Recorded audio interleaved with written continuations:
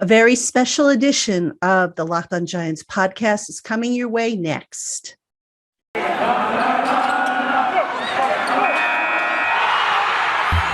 Locked On Giants, your daily New York Giants podcast, part of the Locked On Podcast Network, your team every day.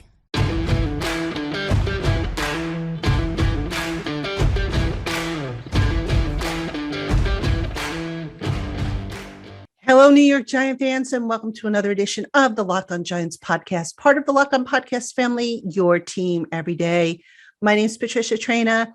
Happy to have you with us again. Thank you for making the Locked On Giants podcast your first listen. And on today's show, I'm doing something a little bit different. Now, to give you a little background, for those of you who are maybe new listeners or aren't familiar with my work or my Twitter account or whatnot, I usually try and plan shows, various topics for you in advance. And I have my staples, my usual staples, my reviews with David Turner after a game, Twitter Tuesday, crossover Thursday, and so forth. Today, I wanted to do something different because let's face it, the Giants have had a rough start to their season, a rough 3 weeks. So this particular show covers a story that I've actually wanted to do now for over a year. And that story, speaking of rough, has to do with the Animal Rescue Foundation founded by Logan Ryan and his wife, Ashley. And the reason why I wanted to do this show is not to be preachy or anything like that, but for those who don't know, for 14 years, I had the privilege of sheltering and loving a rescue dog by the name of Molly, who basically is and always will be my fur baby. And last month on August 13th, I was with Molly when she took her last breath. She basically died of old age, and it left me devastated. So being that Molly is a rescue dog or was a rescue dog, I wanted to do something for the various animal shelters that took care of dogs. Now, the particular shelter that we got Molly from, unfortunately, closed down years ago. So Ashley and Logan Ryan have a foundation called the Ryan Animal Rescue Foundation. The website is www.rarf.org. And I was always intrigued by, what drove them to want to set up the foundation, what the foundation did, and so on and so forth. So I reached out, and Ashley, who is fantastic, she's a dynamo, a mom, not just of 2 children, but I think she mentioned she had 2 dogs and a couple of rats on top of everything. I think she called it a Noah's Ark. But anyway, Ashley founded this organization and spoke about her work with the Ryan Animal Rescue Foundation and how she and Logan kind of put this together. And, for me, the interview that you're about to see was not only therapeutic, but just reassuring because, again, I know we all get caught up in football and we look at the Giants record and we say, gosh, can it get any worse? I don't know what the future is going to hold for the Giants. And we will get back to talking football. I promise you, we will get back to it. But as a diversion, as something different, this was a story I really wanted to do. And I wanted to do it for a long time. And I finally had the opportunity to sit with Ashley, who was most generous with her time, gave me a good half hour worth of information. And then we spent easily another, I want to say 20 minutes, just kind of me pouring my heart out to her about the loss of Molly and the memories. And she was terrific. So coming up, I'm going to play that interview for you. And I know some of you who are aware that, when I lost Molly, you wrote in, you sent your condolences, and I appreciate all that. Those of you who are watching, if you appreciate animals, if you have ever loved or harbored an animal, check out the Ryan Animal Rescue Foundation's website, RARF.org. And they're really doing some great things. And coming up, I've got that interview with Ashley. I hope you enjoyed as much as I did. And thank you for letting me do this show, for tuning in and getting my mind off of football and onto something that to me, I think is just resonated with me. So that interview with Ashley is coming up next. All right, Giant fans, we have much more coming up on today's show. But first, did you know that the Locked On Giants podcast is currently running a weekly pick'em pool? That's right. Thanks to our friends at runyourpool.com, the premier sports pool hosting service. We've got a weekly competition going on right now to see who is the king or queen of the pick'ems. And did you know that it's not too late to set up your own customized pool? It's fast and it's easy. And right now, when you visit runyourpool.com and use our special promo code LockedOn, you will get $10 off your custom pool. Check them out, get your pool set up, and start enjoying competing with your friends, family, and colleagues at runyourpool.com. Ashley, tell me a little bit about how you basically fell into falling in love with dogs. I mean, everybody has an origin. What's your origin? Yeah, so I grew up with family dogs. We had a pit bull Rottweiler mix named Riley that she was our baby. But it really wasn't until after college that I graduated from Rutgers. I had played softball there. And I moved up to New England with Logan when he got drafted, and I didn't know what I was doing. I didn't know what I wanted to do. I had graduated with this double major and these degrees, and I didn't know what I wanted to do with it. I think it's a common thing. A lot of people go through it. And I kind of stayed around, what I knew was softball. I played softball my whole life. I played in college. So I started coaching, giving lessons, and I was doing that in New England. Personal training, and that's kind of where I found my place for a little bit, but it just didn't feel like what I wanted to do forever. I was kind of past that point. So eventually I randomly was looking at job postings, and Logan and I were boyfriend, girlfriend at the time. We weren't engaged, we weren't married, and I really was new. We were both new to the NFL life, and I refused to rely on Logan's career and his money and any of that. I was going to go do something on my own. And not that animal welfare makes a ton of money and could have supported it, many people, but I ended up applying for a job at an animal shelter in Providence, and I got the job, and I didn't tell anybody obviously who Logan was. I was kind of just low key to myself, and I literally started from the bottom. I was cleaning kennels, walking dogs, doing all the, doing dishes and litter boxes, like all the gross work that really is what sheltering is all about. That's what I was doing.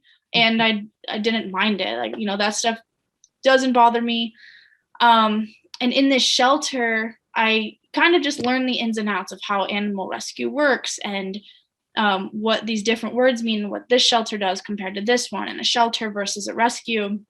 And there's a lot of places you can fall within animal welfare, but I knew just from working there that that's where I wanted to be.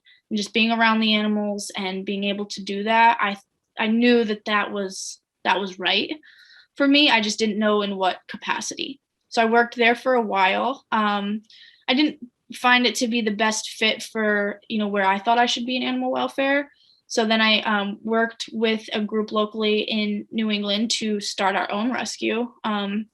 And there were about 5 or 6 women on the board, and we started the Pity Stop Rescue in New England, and kind of was in from the ground up. And that's when I started doing some of the deeper work and evaluating dogs and figuring out which dogs we could pull from shelters and putting them in the appropriate foster homes.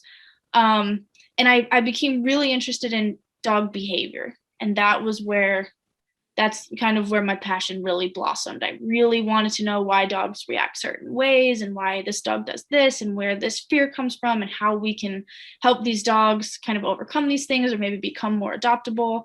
And so I mentored with a local behavior consultant in Providence named Katina Jones. In my opinion, one of the best in the world. She's amazing. And started to learn that aspect. And then at the end of the day, I really fell into somewhere in the middle. I started my own business in Tennessee, doing behavior consulting for more difficult animals. And it was great. But the business part of it, my heart was in the shelter. I wanted to help the dogs in the shelter with the behavior issues, which, again, it's not where the money lies. So luckily, we're in a blessed position that I was able to kind of pursue this avenue. But that's where I ended up. And then eventually that transformed into our current foundation. Now, obviously, being with Logan, he obviously is a dog lover, or animal lover. I mean, the support that you got from him in putting together the Ryan Animal Rescue Foundation. I mean, can you just speak to that? And because, sometimes couples, they have these grand ideas and, you have to be on the same page to make it happen.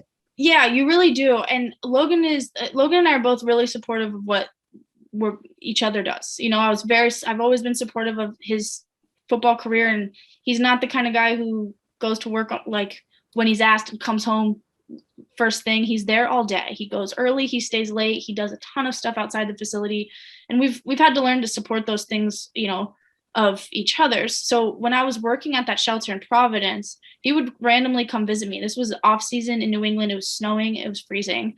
And he would come visit me, bring me lunch, and walk some of the dogs with me. And what he was seeing a lot was that there were some dogs who were staying there longer, and that intrigued him. And he kind of wanted to know why. We had just adopted our pit bull mix, Leo, who ended up with a slew of health issues. And he always wondered, like, well, if we hadn't adopted Leo and been able to pay for these extensive surgeries and procedures he was having every couple of months, what would have happened? And so he was seeing these longer residents, and Logan took it upon himself to be like, well, what can I do? What can I do as a player to help?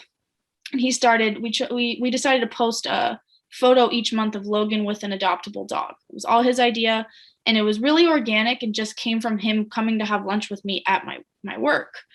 And people loved it. We had waiting lists for dogs who had been in these shelters or rescues a long time. And I think from there, the foundation part and our passion towards this cause together really grew.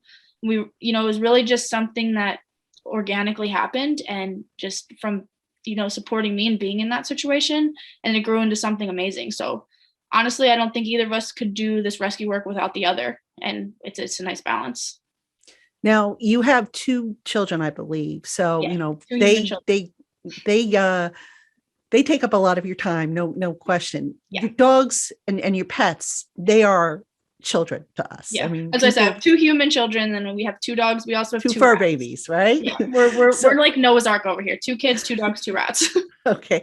So, I mean, the balance of, a lot of people, when they first take on a dog, they're like, well, how's the dog going to fit into the family? Mm-hmm. What do you tell those people, especially when a dog is coming from a rescue shelter? You don't know what you're going to get. I know when we adopted Molly, that poor dog, like I said, she had been used as a breeding dog. She had also been used as target practice by some idiot who put 2 BB pellets in either of her hips. Oh, so she was scared of loud noises, thunder, fireworks, you name it. Mm-hmm. So when you bring an animal, especially an older animal, into your house, and I don't know how old your dogs were when you brought them in, but how do you, what would you say would be the best way to kind of integrate them into a family with children and 2 adults that are... I actually love this question, because it's one of my favorite things to kind of talk about or help people prepare for. So I have a lot of friends and family members who are actually having babies and already have dogs. And so I'm kind of on the spectrum of working with their dogs to prepare the dogs for the new arrival of a new baby, which is a whole process in itself and should be handled as such. And it just makes an easier transition for everybody if you really take the time to prepare. But I think that, to answer your question, a lot of people see shelter and rescue dogs as like damaged goods. And to be honest, you can buy a dog from a breeder or a pet store, and you don't always know what you're going to get temperament wise either. So to me, it's slow and steady. That's the first thing. You really have to give everybody time. And, the key is you don't just open the door and let the dog come in and have free reign, or let the cat come in and have free reign.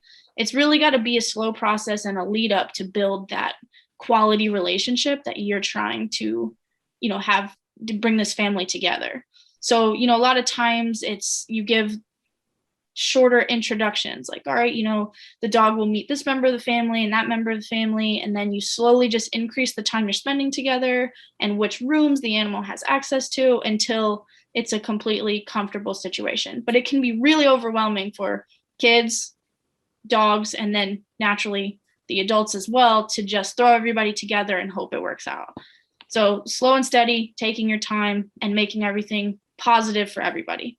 So it could be new for your kids too. They're probably excited about the dog, but if the dog chews their shoe, that could be an issue. So it's just trying to make sure that or as many aspects of it as possible are positive. You reward the dog for good behavior and just foster that really good, solid relationship from the beginning.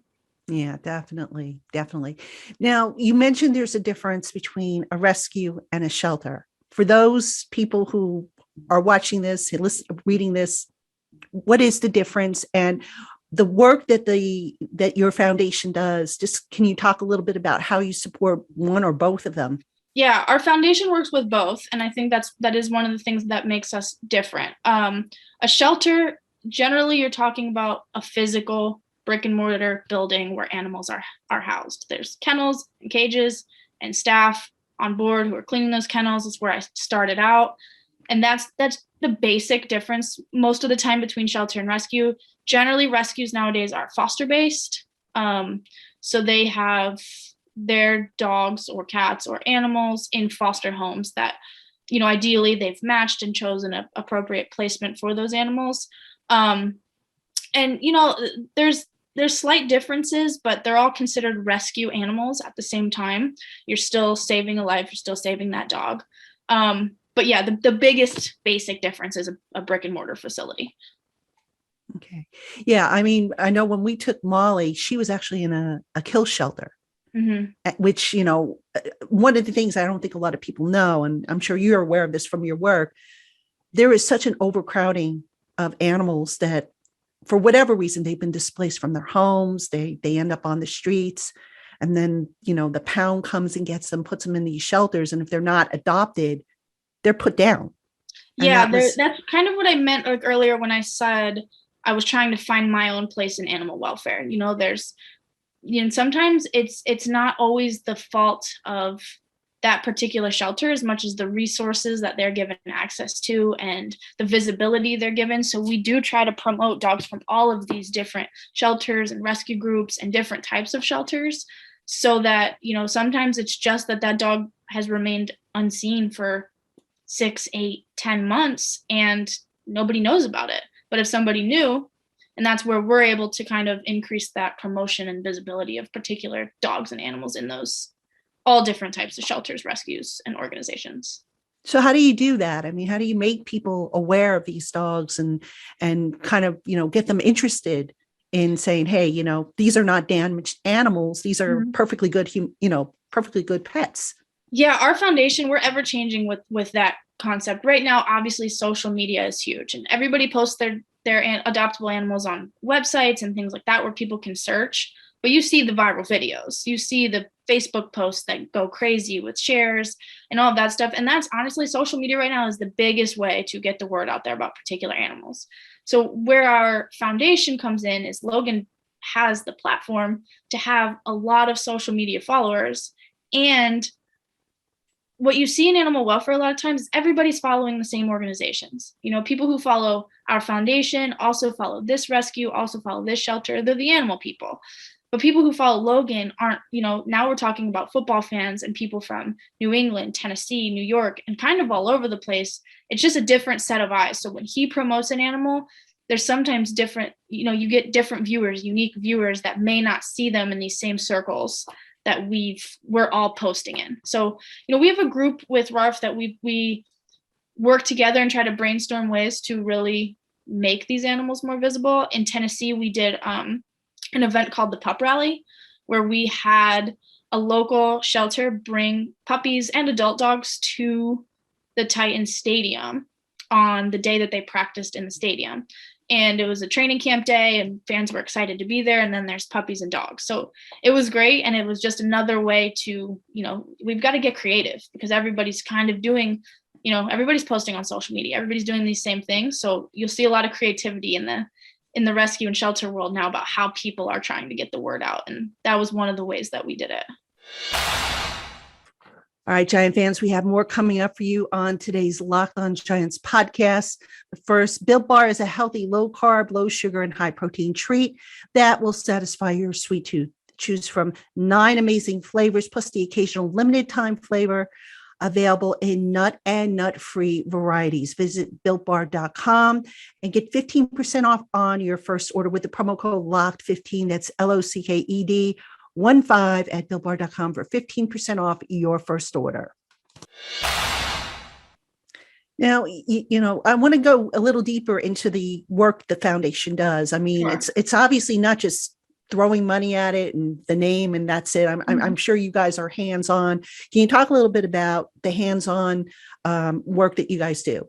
Yeah, our foundation is really multifaceted and it's ever changing. We pride ourselves on knowing that animal welfare is an ever changing field and trying to change with it. And so one of the, you mentioned throwing money at it, and that is something technically we do. We have a really huge, good grant program that we choose specific areas of animal welfare that are not widely funded otherwise, including things like, behavior, where we can help with training of animals and, training staff members, things like that, developing, those professional skills.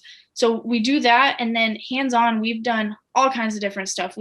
In Tennessee, we ran vaccine clinics. COVID has really thrown a wrench in the in-person hands-on stuff currently, but we ran vaccine clinics where in, lower income communities where people could come, people who didn't have access to these resources could come get their pets vaccinated. Meet Logan. It was really great. It was always a huge success. And they would also get spay neuter certificates to be able to spay or neuter their animal. We've done that. We've done things like adoption events. Those are huge, and sometimes with a player, the name draws a lot of people out. So then you have all these people able to come see the dogs, and it's really helpful. And right now we're shifting into this virtual world where we're trying to figure out ways that we can do some of these events and things virtually. But hands-on wise, we kind of sometimes keep it under wraps. Like Logan and I spend a lot of time in animal shelters, and just getting to know and building the relationships with those groups so we can figure out all the ways we can help, which is where things like the vaccine clinic and the pup rally come from, and our bigger charity events come from, is developing these relationships with shelters and rescues and figuring out how we're best suited to help them. Sometimes it's, having Logan at the shelter for a day for people, to draw some people in, and maybe they leave with an animal. And sometimes it's, he and I going and just spending time at those shelters with those animals. And, we like to do that in general anyway. Yeah. Shelters, sometimes I've seen a couple in my time that the shelters were they weren't very set up that well. So it sounds like some of the resources you guys are able to provide, through your grants and whatnot, help these shelters. Now, you guys have, you started in New Jersey, you went to New England, you went down to Tennessee, you're back in New Jersey. Yeah. The challenges of moving around, how has that impacted the work you've done, or has that maybe enhanced the work you've been able to do since you've been in a larger geographic area?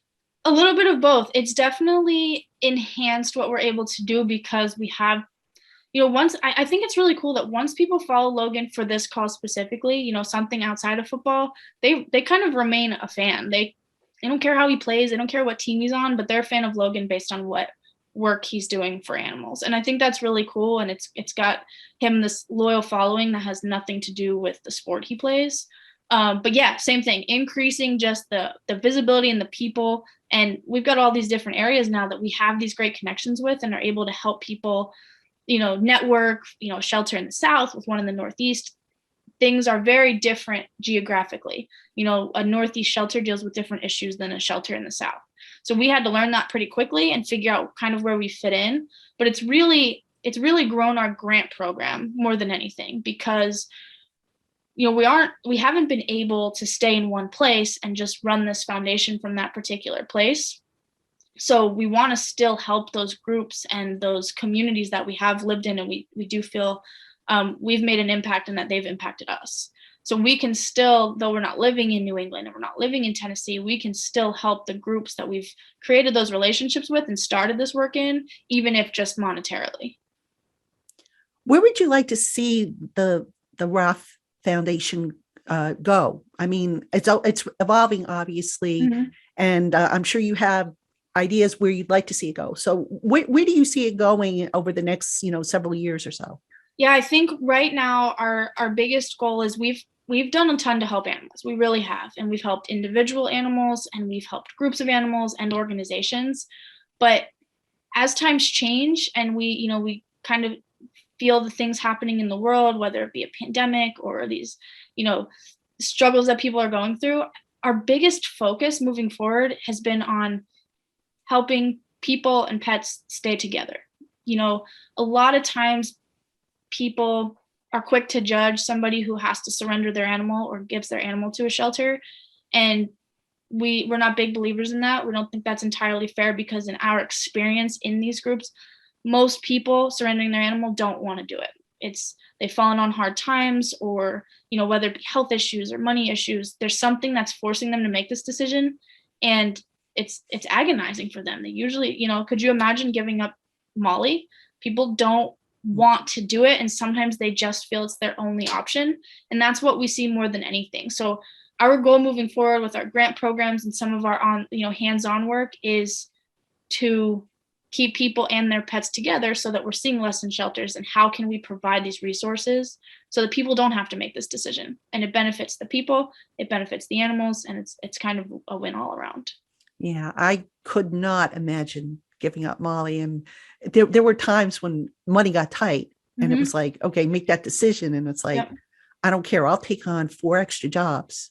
Yeah. Because that's how much that dog meant to me. Yeah. And people really do. They go to the ends of the earth to keep their animals. And sometimes it's just, it's not preventable. They have to make this hard decision. And I don't think we don't believe it's our place to make them feel worse about it. And we hope it's our place to try to help them to not have to make that decision.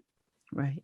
Now, you guys have a program, and I apologize. I saw it, and I don't remember the details, but it's something where Logan is pledging. Is it on tackles he's making? I don't remember the details. Yeah. We have a campaign called Pledge It going on right now, and you can find the link in our bio, Logan's bio. And what it is you can choose any dollar amount you want, and for every tackle Logan makes this season, you're pledging to donate that amount. So Logan has made his personal pledge of $123, his number's $23 for every tackle he makes. Plus he went a little above and beyond and said he would donate $2,300 per interception he has this year.